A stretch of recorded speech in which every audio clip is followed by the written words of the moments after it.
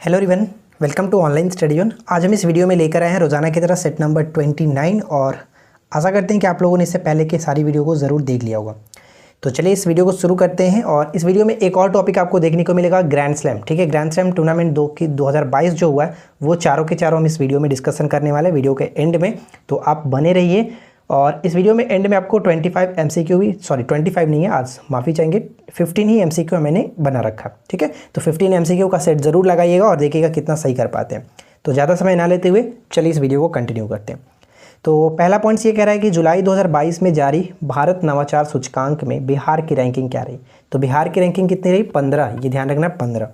ठीक है, भारत का पहला जैविक खेती मॉडल प्रशिक्षण केंद्र कहाँ बनाया जाएगा?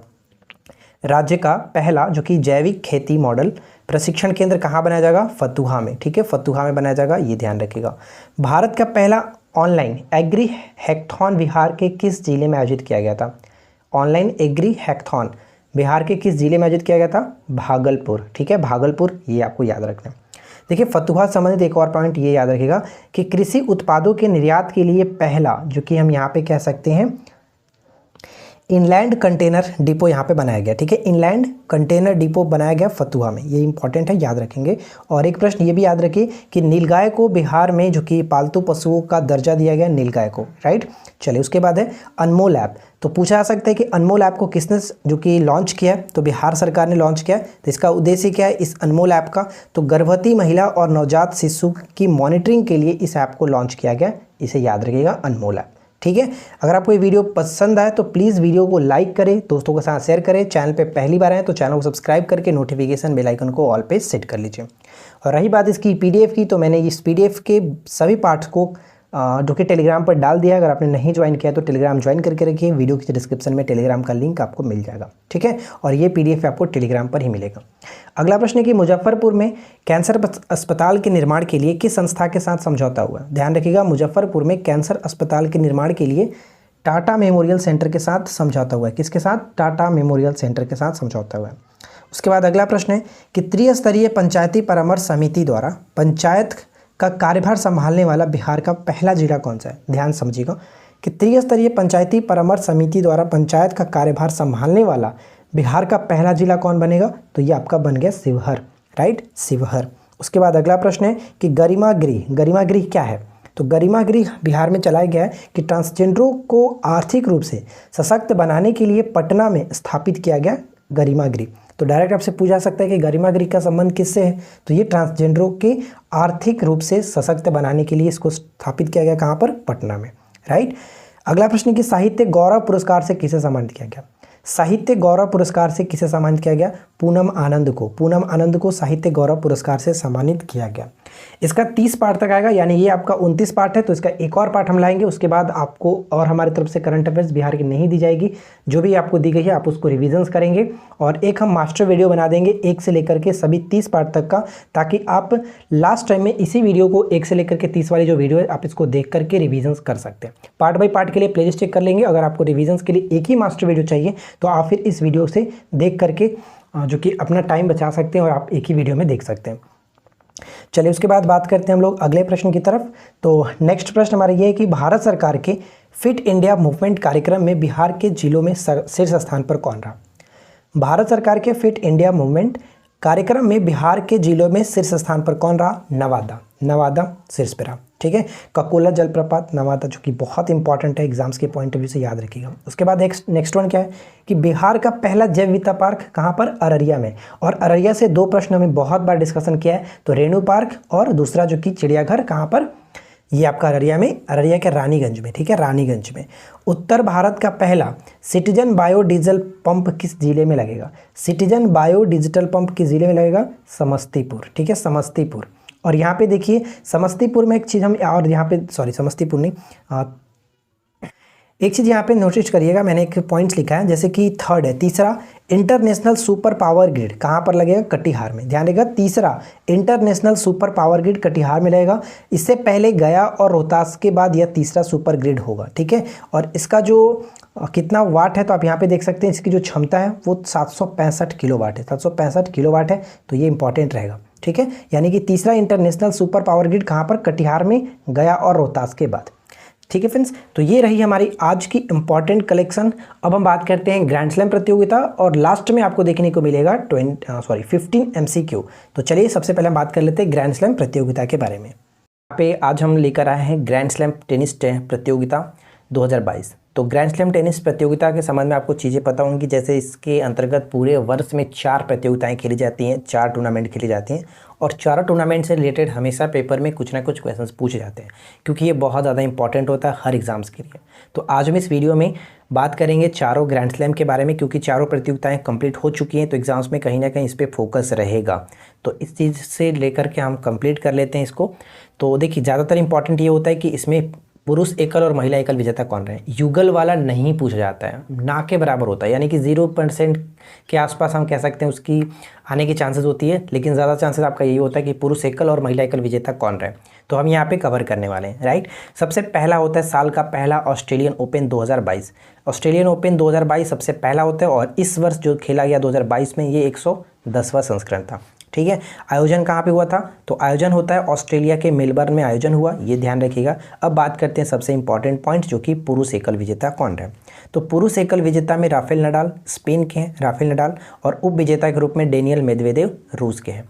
देखिए, उप विजेता ना भी याद रखे तो चलेगा, कोई दिक्कत नहीं। बहुत ही रेयर केस में पूछा जाता है उप विजेता कौन रहे, किसे हरा करके जीते हैं, लेकिन ज़्यादा पूछा जाएगा आपका यही कि विजेता कौन रहे। ठीक है, तो राफेल नडाल स्पेन के, ये याद रखिए। और महिला एकल विजेता एस्ले बार्टी ऑस्ट्रेलिया की हैं, ये याद रखना है, राइट। तो यहाँ पे मैं आपको बस डायरेक्ट बताऊंगा कि पुरुष एकल विजेता कौन रहे, महिला एकल विजेता कौन रहे। बाकी यहाँ पे जो चीज़ें लिखी गई हैं आप उनको देखकर याद रखने की कोशिश करेंगे। क्लियर। बात करते हैं सेकंड पॉइंट में फ्रेंच ओपन 2022। तो फ्रेंच ओपन क्या होता है? देखिए, इसको एक और नाम से जाना जाता है, इसका एक और नाम क्या है? Rowland Garros. ठीक है, रोलैंड गैरोस के नाम से भी इसको जाना जाता है। और इस वर्ष 126वां संस्करण था, यानी 2022 में जो फ्रेंच ओपन खेला गया ये 126वां संस्करण था। अच्छा, एक चीज़ मैं आपको ऊपर बता दूं, जो हमने ऑस्ट्रेलियन ओपन देखा था वो खेला कहाँ पे जाता है? वो हार्ड कोर्ट पे खेला जाता है। ठीक है, हार्ड कोर्ट पे खेला जाता है। जबकि लास्ट वाला भी जो यूएसए है वो भी आप यूएसए नहीं, यूएस ओपन है, यूएस ओपन की बात करते हैं तो यूएस ओपन भी आपका हार्ड कोर्ट पे खेला जाता है। जबकि ये है फ्रेंच ओपन, तो ये हम कहते हैं किस पे? ये हमारा मिट्टी पे खेला जाता है। ठीक है, मिट्टी पे खेला जाता है। जबकि विंबलडन वो घास के मैदान पे खेला जाता है। तो यहाँ से भी क्वेश्चन पूछे जाते हैं, तो इसे भी याद रखना है। चलिए अब बात करते हैं यहाँ पे फ्रेंच ओपन का आयोजन कहाँ पे हुआ? तो पेरिस में हुआ था इसका आयोजन। पुरुष एकल विजेता कौन रहे? Rafael Nadal. वापिस राफेल नडाल ने जीता, यानी कि ऑस्ट्रेलियन ओपन के बाद फिर से इन्होंने फ्रेंच ओपन को भी जीत लिया, स्पेन के हैं। ठीक है, और ये इनके पूरे कैरियर का 22वां ग्रैंड स्लैम था, 22वां ग्रैंड स्लैम था, ये याद रखेगा। महिला एकल विजेता कौन रही? ईगा स्विटेक। महिला एकल विजेता ईगा स्विटेक, जो कि पोलैंड की हैं, ये याद रखेगा। महिला और पुरुष दोनों याद रखना, राइट। ऊपर में ऑस्ट्रेलिया ओपन में कौन देखे थे?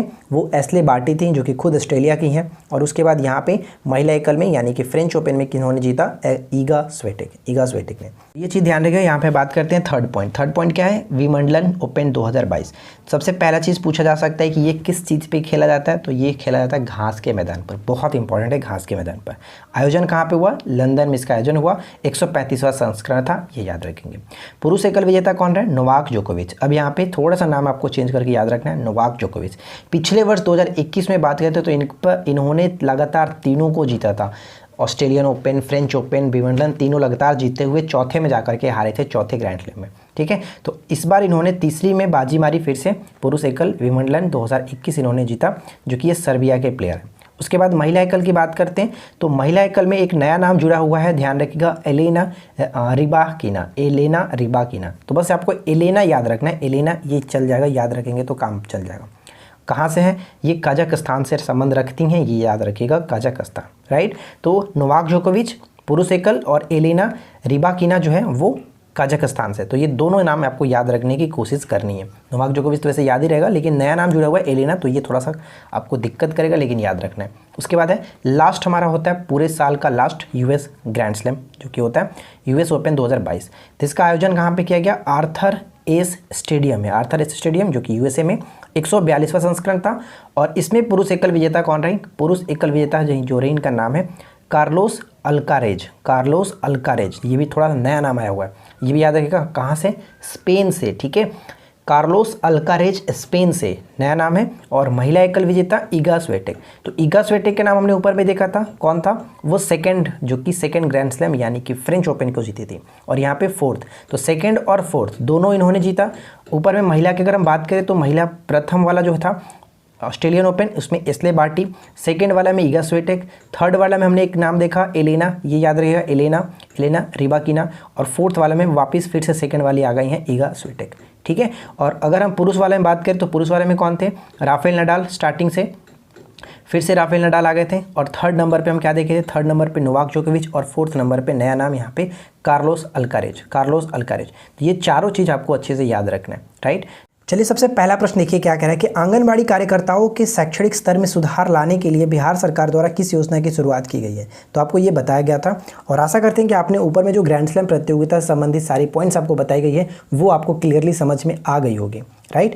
अब हम यहाँ पे बात कर रहे हैं जो कि 15 MCQ आपको पिछले से करंट अफेयर जो कराया गया उन्हीं में से रिविजन्स के पर्पज से कराया जाता है रेगुलर। तो बताइए कि इस प्रश्न का राइट आंसर क्या है। आंगनबाड़ी कार्यकर्ताओं के शैक्षिक स्तर में सुधार लाने के लिए बिहार सरकार के द्वारा योजना स्टार्ट की गई है, जिसे हम लोग कहते हैं सुनंदनी कार्यक्रम, ठीक है। सुनंदनी कार्यक्रम, ऑप्शन डी को टिक करेंगे। चलिए उसके बाद सेकंड क्वेश्चन, अगला प्रश्न ये है, निम्नलिखित में से किस राज्य सरकार द्वारा शिक्षा के क्षेत्र में ई संबंधन पोर्टल, शिक्षा के संबंध में ई संबंधन पोर्टल शुरू किया गया। ऐसे भी घुमा करके पूछा जा सकता है कि बिहार सरकार के द्वारा शुरू की गई ई संबंधन पोर्टल का संबंध किससे, तो शिक्षा के क्षेत्र से। तो राइट आंसर बिहार हो जाएगा, ऑप्शन सी को टिक करेंगे। अगला प्रश्न कि बिहार के भागलपुर से GI प्रमाणित जर्दालू आम की पहली कमर्शियल खेप किस देश में भेजी गई है। बताइए, जर्दालू आम को हाल ही में GI टैग मिला गया था, कहाँ से, भागलपुर से, ठीक है, भागलपुर से। तो इसका जो पहला खेप है कमर्शियल खेप कहाँ पर भेजा गया, तो right answer will be option B, Britain, ठीक है, ब्रिटेन करेक्ट होगा। उसके बाद अगला प्रश्न है कि बिहार के किस जिले के डगमारा जल विद्युत परियोजना का निर्माण किया जा रहा है। एक्चुअली निर्माण का कार्य जो कि कहा गया था कि होगा, लेकिन अब इसको स्थगित कर दिया गया, ठीक है। तो अब ये पॉइंट आपका ये रहेगा कि डगमारा जल विद्युत परियोजना का संबंध किस जिले से था जो कि अब इसको स्थगित कर दिया गया। तो सही आंसर हो जाएगा सुपौल, ठीक है, सुपौल यहाँ पे करेक्ट आंसर होगा। और इस चीज़ को ध्यान रहेगा, सुपौल में कोसी नदी पर बनाए जाने की बात कही जा रही थी, तो सी को टिक करेंगे। अगला प्रश्न है कि क्वेश्चन नंबर 5 कि बिहार के किस जिले से बाढ़ प्रभावित क्षेत्रों में टीकाकरण के लिए टीका वाली नाव अभियान शुरू की गई थी। तो यहाँ पे सही आंसर हो जाएगा ऑप्शन ए, मुजफ्फरपुर, ठीक है, मुजफ्फरपुर करेक्ट आंसर है। उसके बाद आगे देखिए क्वेश्चन नंबर 6 है कि घर तक फाइबर योजना की शुरुआत हाल ही में कब की गई, जिसका उद्देश्य गाँवों को इंटरनेट की सुविधा से जोड़ना है। मैंने आपको योजना से संबंधित 2 वीडियो दिया है, एक तो आपका थ्योरी वाला जिसमें सारी योजनाओं के बारे में अच्छे तरीके से हमने एक्सप्लेन किया है, कब उसकी स्टार्ट की गई, किसके द्वारा स्टार्ट की गई, उसका कार्य क्या है, तो वो सभी चीज़ें आपको मिलेगी। और दूसरी वीडियो हमने योजना से संबंधित डाला था MCQ, ठीक है, MCQ यानी जो भी थ्योरी आपको बताया गया था उसका MCQ। तो अगर आपने दोनों वीडियो को नहीं देखा है तो आप ज़रूर देख लीजिएगा, क्योंकि ये बहुत इंपॉर्टेंट है। मैंने इस वीडियो के डिस्क्रिप्शन में लिंक दिया है, ठीक है। अब यहाँ पे देखिए घर तक फाइबर योजना की शुरुआत कब तक कही जाने की बात की गई थी, तो 21 सितंबर 2021, ठीक है, 21 सितंबर 2021 यहाँ पे सही आंसर हो जाएगा ऑप्शन ए, चलिए उसके बाद बात करते हैं अगला प्रश्न है कि मुख्यमंत्री युवा उद्यमी योजना के तहत बिहार सरकार द्वारा युवाओं को कितने लाख रुपए तक का ऋण दिया जाएगा। ये प्रश्न में मैंने आपको बताया था, क्या था इस प्रश्न के अंतर्गत, तो हमने देखा था कि मुख्यमंत्री उद्यमी योजना के अंतर्गत जिसको स्टार्टिंग किया गया था 18 जून 2021 को, कब, 18 जून 2021 को इसका स्टार्टिंग किया गया था। और इसमें ये था कि रोजगार यानी कि स्वरोजगार और स्टार्टअप के लिए किसको, तो युवा को और महिलाएं जो होंगी, युवाओं और महिलाओं को रोजगार के लिए कह सकते हैं 10 लाख रुपए दी जाएंगी, ठीक है, 10 लाख रुपए दी जाएंगी। कितने प्रतिशत अनुदान के पर, 50% के अनुदान पर, यानी कि अगर वो 10 लाख लेते हैं तो उनको चुकाना सिर्फ 5 लाख है। और 5 लाख जब चुकाना है तो इसमें रेट कितना है, तो महिलाओं के लिए कोई रेट नहीं रहेगा 0%, और जबकि अन्य जो व्यक्ति होंगे युवा या फिर अन्य कोई व्यक्ति, उनको 1% रेट के साथ ये चुकाना होगा 5 लाख, ठीक है। तो यहाँ पे सही आंसर हो जाएगा ऑप्शन सी। अब बात करते हैं अगला प्रश्न कि रेल कर्मियों द्वारा रचित कविता कार्यों के लिए बिहार के किस व्यक्ति को मैथिली शरण गुप्त पुरस्कार 2021 से सम्मानित किया गया। मैथिली शरण गुप्त पुरस्कार 2021 से सम्मानित किया गया, तो इनका नाम क्या होगा, इनका नाम है ऑप्शन ए यहाँ पे, यानी कि सही आंसर होगा दिलीप कुमार को हाल ही में मैथिली शरण गुप्त पुरस्कार 2021 से सम्मानित किया गया। अगला प्रश्न, निम्नलिखित में से कौन आत्मनिर्भर बिहार के 7 निश्चय 2 के अंतर्गत अंतर्गत नहीं है, यहाँ पे सही होगा नहीं है, ठीक है। कौन नहीं है? 7 निश्चय 2 के अंतर्गत नहीं आता। तो देखिए 7 निश्चय 2 के अंतर्गत हर खेत तक सिंचाई का पानी, जिस पे 600 करोड़ ये आता है। सुलभ संपर्कता 450 करोड़ ये भी आता है। स्वच्छ गांव समृद्ध गांव के तहत 847 करोड़ ये भी आता है। यानी सभी के सभी, तो इनमें से ऐसा कोई नहीं है जो कि नहीं है, यानी राइट आंसर हम ऑप्शन डी को टिक करेंगे। अगला प्रश्न है कि बिहार के किस विभाग द्वारा परिमार्जन पोर्टल की शुरुआत की गई है? बताइए किस विभाग के द्वारा परिमार्जन पोर्टल की शुरुआत की गई है? तो ऑप्शन बी हो जाएगा राजस्व एवं भूमि सुधार विभाग। राजस्व एवं भूमि सुधार विभाग के द्वारा, ऑप्शन बी को टिक करेंगे। राइट, आगे बढ़ते हैं। और अगला सवाल, वर्ष 2020-21 में बिहार का कौन सा जिला मछली उत्पादन में शीर्ष स्थान पर रहा? मछली उत्पादन में शीर्ष स्थान पर रहा कौन सा जिला? तो ये हो जाएगा मधुबनी, ऑप्शन बी। अगला सवाल, बिहार के किस महिला किसान को वर्ष 2020 के लिए पंडित दीनदयाल उपाध्याय अंत्योदय कृषि पुरस्कार से सम्मानित किया गया? इनका नाम क्या है? अगर आपको ये वीडियो पसंद आ रही है, अगर आपने अभी तक इस वीडियो को लाइक नहीं किया तो यार आपसे एक उम्मीद रख सकते हैं कि इस वीडियो को लाइक कर दीजिए, दोस्तों के साथ शेयर कर दीजिए, और चैनल को अगर आपने अभी तक सब्सक्राइब नहीं किया तो एक सब्सक्राइब करके नोटिफिकेशन बेल आइकन को ऑल पे सेट कर लीजिए, ताकि आने वाली सारी वीडियो की नोटिफिकेशन आपको मिलती रहे। तो यहाँ पे सही आंसर क्या हो जाएगा? वंदना कुमारी, ठीक है, वंदना कुमारी, ऑप्शन ए, वंदना कुमारी। अगला प्रश्न कि बिहार के दरभंगा एयरपोर्ट का नाम किस प्रसिद्ध व्यक्ति के नाम पर रखे जाने की घोषणा की गई है? दरभंगा एयरपोर्ट का नाम किस प्रसिद्ध व्यक्ति के नाम पर रखे जाने की बात की गई है? तो राइट आंसर हो जाएगा सी, विद्यापति, ठीक है, विद्यापति, ऑप्शन सी को टिक करेंगे। उसके बाद अगला प्रश्न कि हृदय में जन्मजात जो कि छेद वाले बच्चों को मुफ्त इलाज के लिए बिहार सरकार द्वारा किस योजना की स्टार्ट की गई है? किस योजना की शुरुआत की गई है? तो ऑलरेडी आपको बताया गया था कौन सी योजना है। अप्रैल 2021 में इसको स्टार्ट किया गया था, जो कि मुख्यमंत्री बाल हृदय योजना, ठीक है। मुफ्त में इलाज किया जाएगा अगर जिस बच्चे का जन्म से अगर उनके हृदय में छेद है तो वैसे बच्चों का इसमें इलाज किया जाएगा बिल्कुल मुफ्त में, बाल हृदय योजना। देखिए आज की इस वीडियो का आखिरी क्वेश्चन है कि वर्तमान में बिहार में शहरीकरण कितना प्रतिशत है? वर्तमान में बिहार में शहरीकरण कितना प्रतिशत है? तो शहरीकरण हो जाता है ऑप्शन सी, 15.3%, ऑप्शन सी को टिक करेंगे, 15.3%। तो आशा करते हैं फ्रेंड्स कि आप लोगों को ये वीडियो अच्छा लगा होगा, और ऑनलाइन स्टडी जोन की टीम की तरफ से जो भी आपको कंटेंट दिया जा रहा है वो आपको पसंद आ रहा होगा। वीडियो अगर आपको अच्छी लगती है तो लाइक करें, दोस्तों के साथ शेयर करें। चैनल को सब्सक्राइब नहीं किया तो आप ही का चैनल है, सब्सक्राइब करके नोटिफिकेशन बेल आइकन को ऑल पे सेट कर लीजिए। हम मिलते हैं आपके साथ किसी और वीडियो में नेक्स्ट टॉपिक के साथ। Thanks for watching, keep learning, have a good day.